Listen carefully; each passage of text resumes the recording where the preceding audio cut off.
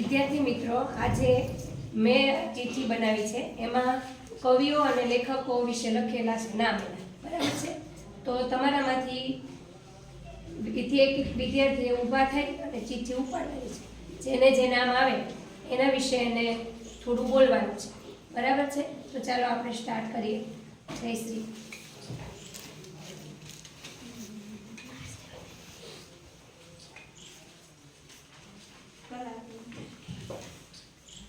ભારતીય સંસ્કૃતિ એટલે ધર્મ, રીતિ રિવાજો અને એને લગતા વિવિધ કાવ્યો, ગીતો અને ધાર્મિક વિધિઓ. એમાં પણ જો ગુજરાતની વાત કરીએ તો અહીં તો કવિઓનો ભંડાર પડ્યો છે. તેમાંના કેટલાક તો જગવિખ્યાત છે.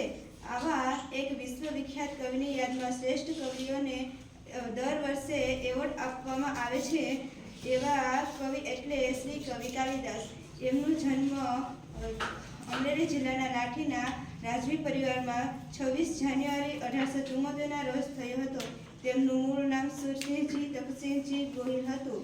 તેમના બાળપણ વિશે જાણીએ તો 8 વર્ષની ઉંમરે તેમણે શાળાના શિક્ષણ માટે રાજકોટની રાજકુમાર કોલેજમાં પ્રવેશ મેળવ્યો હતો અને ત્યાર પછી 9 વર્ષ એટલે કે ઈસવીસન 1882 થી ઈસવીસન 1891 સુધી ત્યાં જ વિતાવ્યા. તેમણે શાળાનું શિક્ષણ પૂરું ન કર્યું અને શાળા છોડી દીધી. એ જ સમયે તેમણે અંગ્રેજી, સંસ્કૃત અને ગુજરાતી મધ્યકાલીન સાહિત્યનો બહોળો અભ્યાસ કર્યો.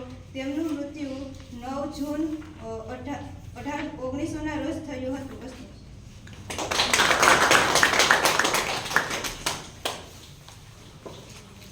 ચાલો નેક્સ્ટ.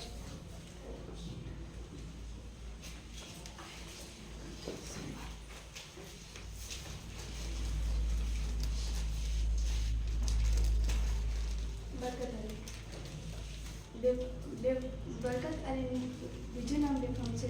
તેનો જન્મ 25 નવેમ્બર 1923ના રોજ થયો હતો અને તેમનું અવસાન 2 જાન્યુઆરી 1994માં થયું હતું. બેફામનું પૂરું નામ કવિ બરકત અલી ગુલામ શેખ વિરાણી હતું. તેઓ ભાવનગરના ઘાઘરી ગામના વતની હતા. તેઓ આકાશવાણી મુંબઈના એડિટર તરીકે કામ કર્યા બાદ નિવૃત્ત થયા હતા. તેમના માનરસ અને જેવા ગઝલો હતા. તેઓ આગ, અજવાળું અને જીવન જેવા વાર્તા સંગ્રહ પ્રકાશિત કર્યા હતા.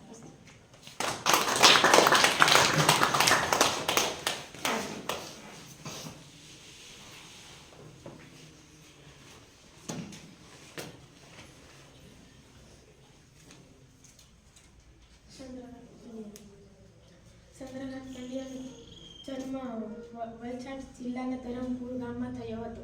તેમણે મુંબઈમાં યુનિવર્સિટી ડીની પદવી મેળવી હતી. તેઓ શિક્ષક તરીકે હાલોલ અને નવસારીમાં કામગીરી કરી હતી. તેઓ સંગીતમાં પણ નિપુણતા મેળવી હતી. તેઓ સામાજિક અને સેવા ક્ષેત્રે તેમણે પ્રધાન નોંધપાત્ર છે.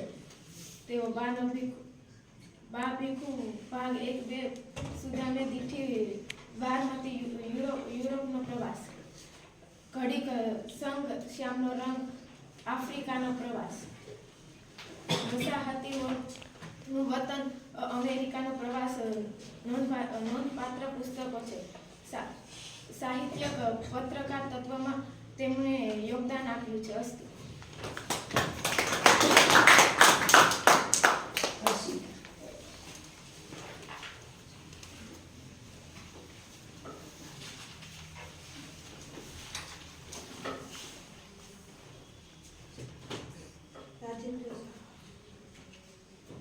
રાજેન્દ્ર શાહનો જન્મ 28/1/1913માં થયો હતો. રાજેન્દ્ર શાહ કેશવલાલ પખવલના વતની હતા. તેમણે ધ્વનિ આંદોલન અને શાંત કેશવલાલના કાવ્ય સંગ્રહો છે. મોરપીંછ, આંબે આવ્યા મોર જેવા તેમણે બાળ કાવ્યો પણ રચ્યા હતા. તેમણે પદરૂપકોમાં એકાંકી વાર્તાઓ અને તેમના અનુવાદો પણ આપ્યા હતા. તેમણે ધ્વનિ કાવ્ય સંગ્રહ માટે જ્ઞાનપીઠનો પુરસ્કાર પણ મેળવ્યો હતો. તેમણે ગાંધીનગર અને દિલ્હીના એવોર્ડ પણ પ્રાપ્ત કર્યા હતા.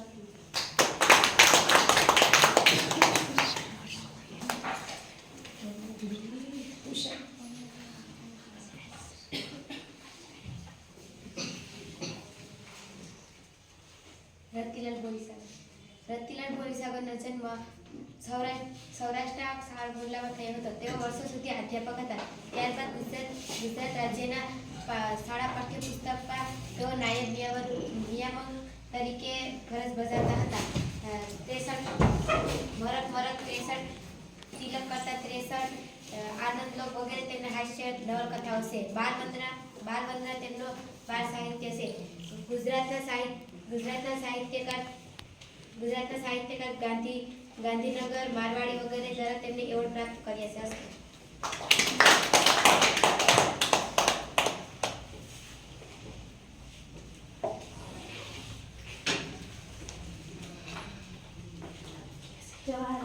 જવાહરલાલ નહેરુનો જન્મ 14 નવેમ્બર 1889ના રોજ અલ્હાબાદમાં થયો હતો. તેના પિતાનું નામ મોતીલાલ નહેરુ હતું. તેમની માતાનું નામ સ્વરૂપ રાણી હતું. તે વકીલ તરીકે પ્રખ્યાત હતા. તે ઉચ્ચ શિક્ષણ માટે ઇંગ્લેન્ડ ગયા હતા. તે ગાંધીજી સાથે જોડાયા હતા. તે દેશ માટે કામ કરતા હતા. તેઓ બાળકો તેને પ્રેમથી ચાચા નહેરુ કહેતા હતા. તેનું મૃત્યુ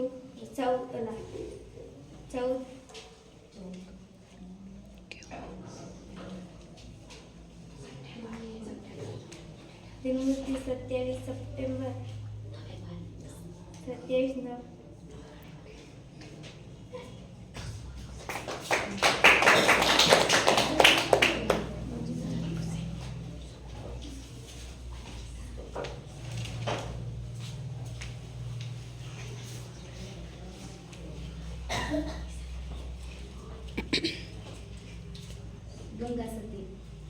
ગંગા સતી આશરે 14મી સદી. ગંગાબા કરશન ગોહિલનો જન્મ ભાવનગરના તળાજામાં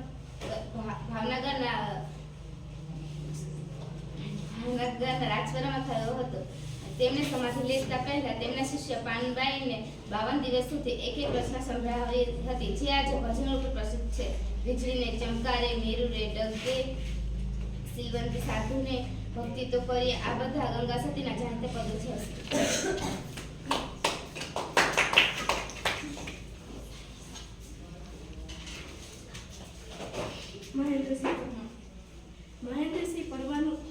મહેન્દ્રસિંહ ડૉક્ટર પરમારનું વતન સુરેન્દ્ર જિલ્લાના કુકડા ગામમાં થયું હતું.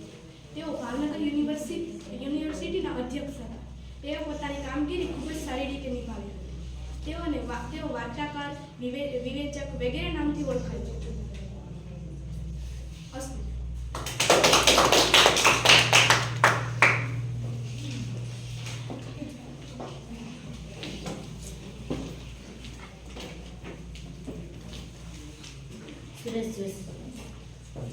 સુરેશ જોશીનો જન્મ 30 મે 1921ના રોજ થયો હતો.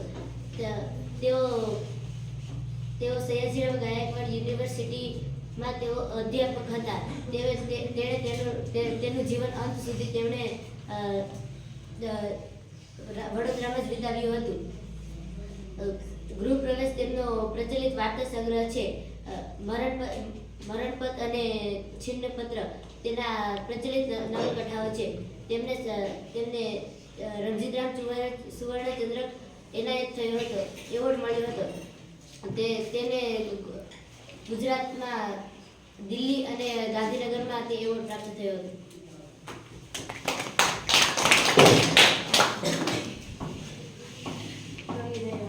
ગણી દહીંવાલાનો જન્મ સુરતમાં થયો હતો. તે પ્રાથમિક શાસ્ત્રે તેનો અભ્યાસ કર્યો હતો.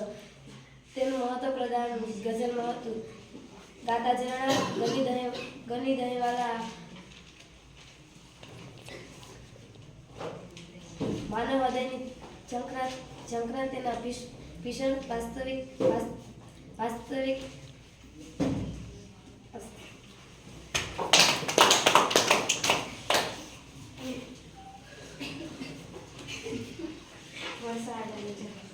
વર્ષા ગુણવત્તરાય આચાર્યનો જન્મ 10 એપ્રિલ 1940ના રોજ મુંબઈમાં થયો હતો. તે આકાશવાણી મુંબઈમાં પ્રવક્તા તરીકે કાર્ય કર્યું હતું. તે